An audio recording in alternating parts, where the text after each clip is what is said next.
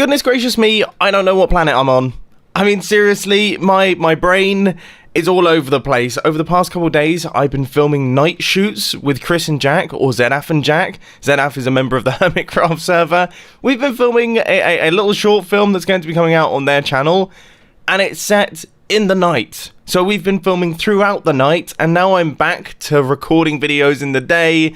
Everything's kind of, my body clock is just, it doesn't know what way is up anymore. And to make matters worse, in 3 days time I'm off to Nashville, so jet lag is going to be compounded in. I mean, what is going to be happening? So if I say anything ridiculous or stupid during today's Hermitcraft episode, then we can entirely blame it on that. Anyway, this episode is going to be exciting. It is episode 124, and we are going to be building a ridiculous industrial farm. Let's go into the redstone testing world. I've got some designing to do. I was thinking about all the farms that we've built so far in this Hermitcraft season, and there's one farm that I always have that I haven't had this time, and nobody seems to really have them. It's just a regular hostile mob farm, so I'm always running out of string, I'm always running out of bones, spider eyes, all that sort of thing.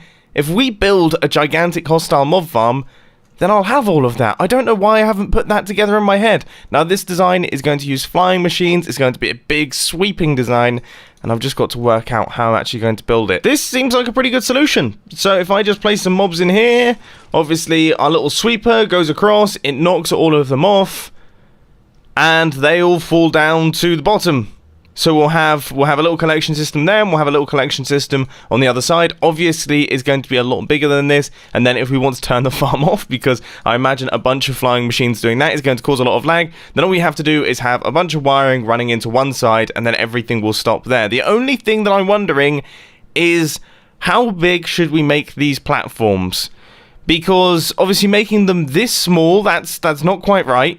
Okay, we can't make them that small, because that seems like a waste of space, but also we can't make them that big, because it takes a certain amount of time for our mobs to actually make their way across. And if we make it too long, then that means we've got a lot of mobs that are staying alive in the system, which is going to mean that the mob cap gets filled, and that's going to reduce the efficiency of the farm. Now, I'm not trying to make the most efficient farm in the world here, I just want to make a decent one, but still, I don't want it to be totally inefficient. So, I don't know what to do. Maybe just pick a number. Let's just pick a number. 32. It's going to be 32 blocks long. We're going to have 9 modules. That means we have 32 times 10 times 9 spawning spaces for mobs, which is 2,880 possible spawning spaces in our thing. Considering we have very few spawning spaces here and already things are spawning, I think we're going to do pretty well. So now I actually have to gather up 2,880 white concrete because I want this thing to look cool. Thankfully, I do seem to have the gravel for it, so all we need to do is gather up 2 shulker boxes of sand. Actually, not too bad. Every single time I go to gather large quantities of sand, I always forget to bring a bed, and then I get surrounded by mobs to the point where it's incredibly dangerous. But after multiple trips back and forth, and eventually now running out of my shovel, we have got 2 shulker boxes of sand, and then we also have 2 shulker boxes of gravel here, which is enough to give us 4 shulker boxes, I believe, of concrete powder, which is great because I want to use white concrete for the actual floors of this thing, but then I think I want to use grey concrete for all of the details. Anyway, now that we've got the resources gathered, it's time to actually find a place where we're going to build this thing. So the sort of spot that I'm looking for is ocean, which is great because my base is of course surrounded by ocean. And it kind of needs to be clear of too much land, because then of course mobs will spawn on the land and then it will reduce the mob cap and things. This area looks quite good.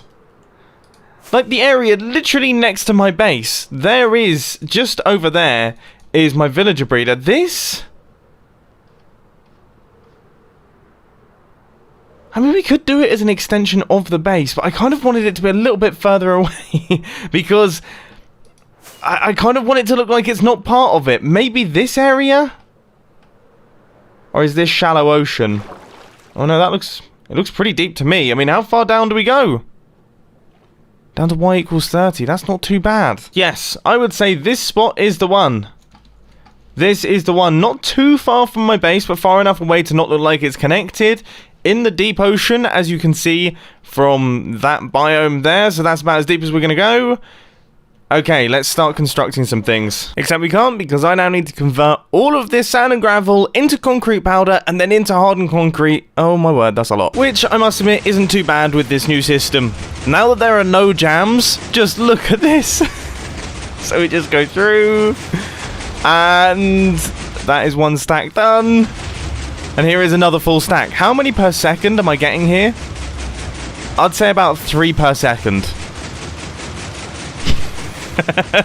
I love redstone engineering. Oh, I've jammed it. That's a tiny bit embarrassing given what I said during that clip. I can promise you it's really reliable. In fact, that was the only jam that I had throughout the entire process of getting these 2 shulker boxes worth of white concrete. How frustrating. Anyway, grey concrete now. And don't get me wrong, despite this being really fast, it's still taken me an hour. But now that we have all of the resources, we have worked out the place and we've worked out the design, it's time to actually start constructing this thing. Now, I did some research, aka I asked Iskal in the chat how high up I should build this thing, and he started talking about zombies and skeletons taking half a heart of damage for every block that they travel and all that nonsense. So I decided to just build it 40 blocks above the sky because I feel like, you know, that's got to be enough to kill everything that falls out of here. If it's not, we're going to have to do something interesting with clearing out water and creating a killing system down there, which could actually be quite cool. Anyway, before we even start thinking about that, we actually need to build up all the platforms. So this is one of the platforms, and obviously it doesn't look too exciting just yet, but I'm surrounding it in this grey concrete here, which is going to keep all of the mobs inside each one of the platforms so that they don't start walking between them, because that wouldn't be perfect. And then also, they're going to wrap around at the ends to hopefully stop the mobs from kind of falling too far away from the killing platforms, and also giving us a place to put the redstone. All of this will start to make more sense as I build it bigger and bigger. One thing that I will say is, though, I definitely haven't got enough light grey concrete. I crafted, I think, about 12 stacks, and I think each layer uses about 4, maybe even 5. Yeah, not my finest maths. This is how big it's going to be, though. This is it. So this is the footprint of our mob farm, and obviously we are then going to have 2 more layers on top of this. And one thing that I've realized, I think it's going to look quite cool, because those grey layers are actually going to be 1 block apart throughout the entire thing. So it's going to be a really interesting looking structure. Now, there is one thing that I've been wondering as well, is during the night, obviously this then fills up with mobs, and it's kind of close to my base, so even when it's not running, the mobs are going to spawn. Maybe I should run some redstone lamps through the center here that we can switch on and off. Having done that, A, it just doesn't look that cool, and B, I've now looked around for a bit and I've realized that unless you fly to this thing, it's going to be outside of the mob loading chunks anyway, so it shouldn't cause any issues. Right, let's get rid of it. And let's also get ourselves set up with a little bit more grey concrete, because unfortunately, yeah, it takes about 9 stacks per layer, so I suppose we need 18 stacks to finish off the rest. But I'm not mad, because this is actually, I still find this fun to use, even though I've been using it a lot today. It's pretty cool. The second layer is now all in place, complete with all of the grey concrete and things. So we've now got 6 layers, so it's 2/3 of the way being done. And let's see, putting it into context with that, this is what it looks like. It almost looks like a server rack, like a computer server rack. It's going to look fairly nuts when it's up in the sky. The only problem is you do lose some of the detail. No, that looks nuts. That's going to look crazy. When that starts chucking out mobs and they're all pouring out the bottom, that is going to look bonkers. And of course, we're back. We're back once again. We're back here again. My calculations were clearly incorrect. But now it is all done. The skeleton has been constructed. The outer shell, essentially, is all in place.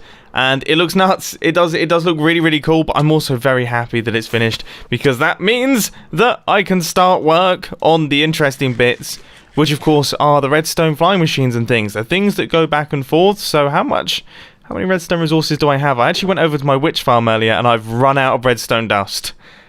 I don't have much here either.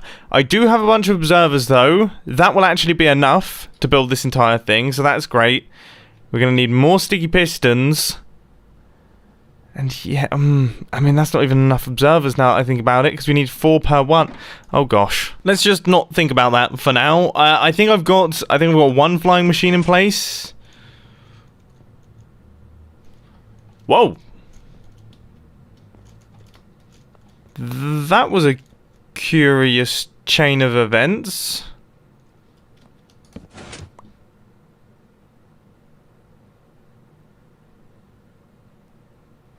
I'm not entirely sure what happened there. After a little bit of head scratching, I think I've worked it out. I'm fairly certain that this observer was powering a block that would then interact with the piston that was just underneath the observer, and it would cause an issue. Right, hopefully now it's a lot better. Okay, so the flying machine is going to go across. That is going to be sweeping up all of the mobs, and it's going to be pushing them towards the edge. And then when it reaches this end, it should flip sides. Brilliant. Okay, so we just have to do that 8 more times. There is a lot of repetition in this build. That is what I'm starting to realize with it. I am so glad I decided to use iron blocks for the redstone circuitry. It's subtle, but it really breaks up the smoothness of the concrete, and it just adds some nice texture to it. Yeah, it's cool. One thing that I'm wondering, though, is what am I going to use for the roof? Because obviously we have to build a gigantic roof over the top of this thing. Is that just going to be stone slabs? I feel like that will probably end up being stone slabs. The second layer is so much more difficult to build than the top layer. The top layer, I had all the headroom in the world, whereas the second layer, every single time you jump, you fall out of it. I actually used up almost all of my Elytra's durability in that space of time from falling out so frequently. So after multiple hours, we have now done it. Whew, I never want to build another flying machine again. It was so frustrating. As I say, I was just constantly falling out, going back up to the bottom. I've gone through about 5 stacks of rockets, and yeah, my Elytra has had to be repaired, I think, twice. It's just, it's just infuriating. Anyway, it is now done, and after falling out about 12 more times, now it is done, and already it is actually spawning some monsters here and there. This is just on the top layer alone because all the rest of them are lit up. And that's a promising sign, I guess. So what I'm going to do next is I'm going to put in all of the blocks that are going to connect up all of the flying machines so we can activate them and then deactivate them with the flick of a lever. So everything will be in sync.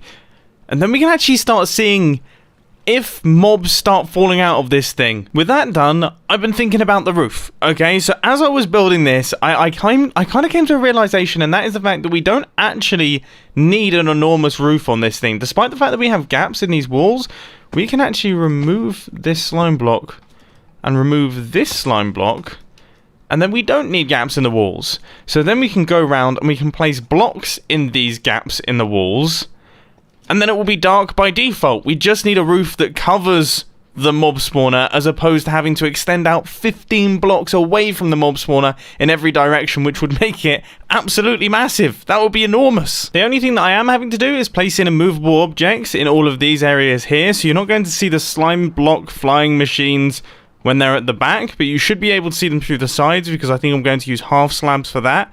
And either way, I actually think it looks quite cool, but I have just realised, oh my word. Ooh, how am I going to do some of this? This might be difficult, actually. I might have really shot myself in the foot with this one. Thankfully, I had forgotten about sneaking. Sneaking is going to make my life a lot easier. You see, I have got to fill in a lot of these blocks that wrap around like this, and all of them are 1 block high spaces. So without sneaking, it would have taken me days, because I'd have to build up scaffolding around it. It would just be a huge skeleton of horrible dirt pillars, then I'd have to take them all down. It'd be a nightmare. Of course, to do this, we're going to be using regular stone slabs, and I had totally forgotten that you now need to smelt stone so you can get large quantities of stone slabs. You know, that's a real bummer. Okay, in the early days of Minecraft, one of the only pretty blocks that you can get that is easy to get a hold of is stone slabs, and now they've made it slightly more tricky. Oh cool, look, I've got a wandering villager in my base. Normally these guys are really annoying, but I'm curious, does he have any good trades? No, they never have good trades. I've never once seen a wandering villager with actually trades that are worthwhile. Thankfully, though, I do seem to have ridiculous quantities of these smooth stone blocks. I think from the many times that I tested out that mega super smelter over there, that's probably what it's from. I also kind of appreciate the fact that we can now craft slabs from our inventory. We don't have to go to a crafting bench for it. That's actually... yeah, that's quite a nice change too. Anyway, what I'm doing here is I'm gradually making my way round, and I'm placing in all of the stone slabs, which are going to stop any light from coming in. I have just thought, they haven't changed stone slabs, have they? Stone slabs are still light blockers, aren't they? They're not fully transparent? No? Because if I do all this and I find out that they're fully transparent, I will set fire to my chair with me sat in it. I will stay in the chair and set fire to it. It's a shame because I really like this chair and I really like the clothes that I'm wearing, but I have had to actually set fire to myself. I'm on fire right now because, yeah, the slabs obviously let light through. I don't know why I thought they didn't. Is it upside down slabs that don't? Maybe upside down slabs don't. No, I'm totally wrong on all counts. Alright, well, I guess the build is now going to be covered in these. I don't know how I feel about that. I feel like that doesn't look it just doesn't look as cool. I feel like it looked cooler when it had the gaps going through it. I mean, let's spin around. Yeah. Yeah, it probably did look cooler. Oh, I don't know what to do. I think the only option that I've really got is to build up the roof. So I'm going to keep all of the stone slabs that I've actually just placed in because I think they look pretty cool. I think it breaks up the shape a tiny bit and it looks nice. And then up at the top here, we are literally going to have to build a roof that, yeah, extends out, I think, 15 blocks. 15 blocks in every single direction, and then we will have to cover this entire thing in slabs. So that is going to be... It's going to be just an enormous kind of platform, but in of itself, it will also look quite good. So, yeah, there's kind of two sides to it, really. I will have a think, though. I'll have a think and see if I can come up with something any smarter than that, because it does seem like a bit of a ham-fisted option. Anyway, there is something I need to do, and that is to work out the killing system for this machine, because obviously we're going to be killing these mobs through fall damage, but then some of the mobs have feather falling, so we need to work on that.